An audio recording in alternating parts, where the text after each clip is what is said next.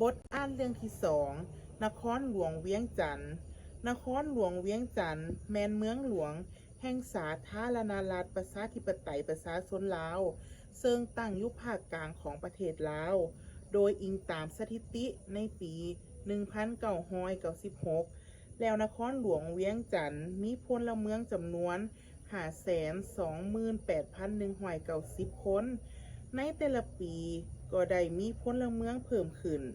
ภายในกำแพงนครหลวงเวียงจันทน์ประกอบด้วย9ตัวเมืองคือ เมืองจันทบุรี เมืองศรีสัตนาค เมืองศรีโคตบอง เมืองไซเศรษฐา เมืองไซธานี เมืองหาดไซฟอง เมืองนาไซทอง เมืองสังทอง และเมืองปากงึม อยู่ในนครหลวงเวียงจันทน์มีสถานที่สำคัญเช่นพระธาตุหลวง ประตูไซหอพระแก้ว วัดศรีสะเกษเป็นต้น และมีตลาดห้านค้าโฮงหูกเงา สถานีวิทยุกระจายเสียง สถานีโทรภาพ หอพิพิธภัณฑ์ กระทรวง และสถานทูตประเทศต่างๆ นอกจากนั้นก็ยังมีบริษัทห้างห้าน ธนาคารโรงงานและอื่นๆ เมื่อเว้าถึงตลาดเช้าเป็นตลาดที่ใหญ่กว่าหมู่ในบรรดาตลาดที่มีอยู่ในนครหลวงเวียงจันทน์มันมีเครื่องของหลายแบบ หลายชนิด หลายประเภทวางขายอยู่ทั่วไป ตามท้องตลาดเช่นตู้เย็น พัดลม โทรภาพ เครื่องปรับอากาศ จักรหยิบเครื่อง โฟมดูดน้ำ เครื่องก่อสร้าง เครื่องนุ่งห่ม และอื่นๆ พิเศษ มันยังมีห้างสรรพสินค้าซึ่งตั้งอยู่ใจกลางของตลาดเช้าอีกด้วย อยู่ในห้างแห่งนี้มีสินค้าหลายชนิด โดยได้วางไว้อย่างเป็นระเบียบเรียบร้อยดี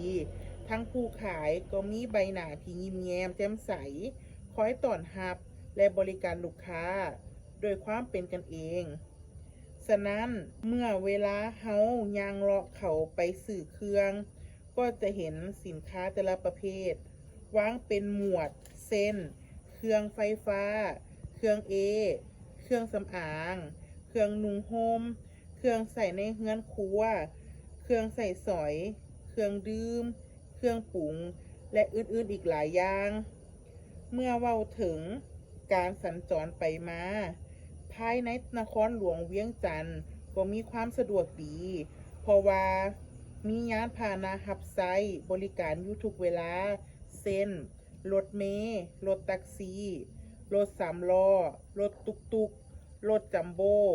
นอกจากรถโดยสารแล้วก็ยังมีรถส่วนตัวแล่นไปมาตามถนนหนทางต่างๆยังบ่ขาดสาย อันพิเศษนั้นแม่นต่อสภาพรถติดยังบ่ทันมีหลายเทื่อสามารถสัญจรไปมาได้อย่างสะดวกและทันเวลาดีสมควร